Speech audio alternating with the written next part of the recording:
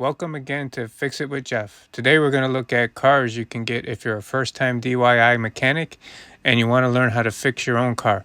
Or you're looking for your first project car but worry about ruining your daily driver. Why not track down a cheap beater that can become your classroom as you learn the ways of wrenching? Honda fans argue that the EK Civic is the best way to go, thanks to its supply of aftermarket parts and the fact that it's old enough that you don't need a computer science degree to tinker with it, but modern enough that you aren't spending hours trying to unstick a carburetor float. But if you don't want a Civic, what's the alternative? To find out, continue watching this video. Make sure to comment, like, and subscribe. Here we go. Here we have the Jeep Wrangler. Get a cheap manual one. Yeah, they're overpriced, but there's so much aftermarket support. Everything is very accessible. There's a massive online community with tons of help and how-to videos.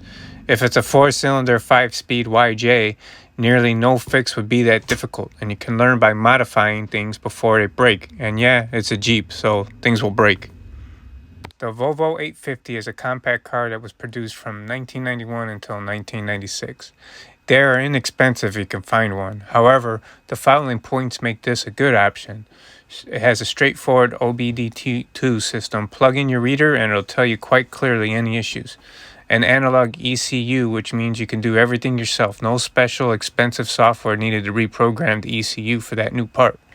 Excellent step-by-step documentation from Robert DIY. Check it out in my description below on how to fix all things Volvo. Check them out. If you go to matthewsvolvosite.com, they're all about Volvos with how-to articles and a massive FAQ section, so it's really easy to get good answers to your questions. You can replace pretty much anything in the engine bay without having to remove other parts, except when it comes to the alternator and PCV valve. But they're pretty straightforward, making it less intimidating for beginners. They don't have rust issues and seize bolts that most American cars have. Most don't need an impact to remove the bolts. Most previous owners really took care of these cars, garaged them for a better part of their lives, so you can pick one up in good condition. Plus, when you're finished with it, you end up with a relatively nice car that's comfortable to drive, and the turbo models are actually pretty quick too. Here's another one, the Triumph Spitfire. The Triumph is a British sports car manufactured over 5 production iterations between 1962 and 1980. It's the most attainable Triumph model right now. TRs have gotten very expensive lately. It's mechanically simplistic and it's so small most of the parts are really lightweight and easy to get to. And in addition to that, the parts are affordable. Next, we have the Chevy S10 or Blazer, any year. Relatively inexpensive to buy, you have lots of room under the hood to work, simple to work on, amazing forum community with decades of information, and all the common issues were very well documented. Also, if you get the 4-cylinder, they are relatively efficient and they are very practical and capable vehicles. Lots of space under the hood and an engaging community of fans make a pickup like the S10 an ideal starting point for anyone new to the world of wrenching. Now we have the 1995 Mustang. This car can be picked up pretty cheaply now.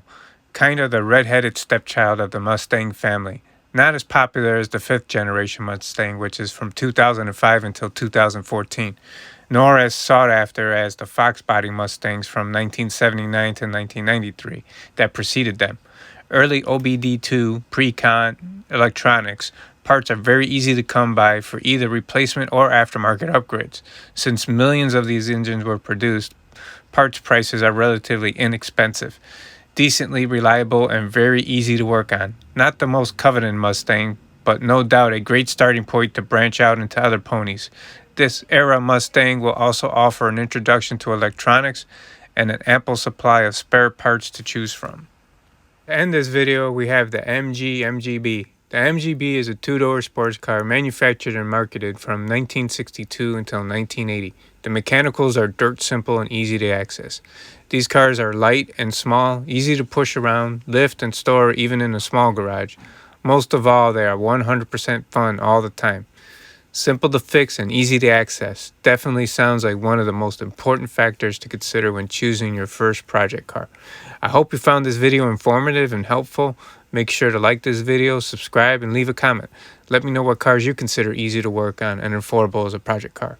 Until next time, fix it with Jeff.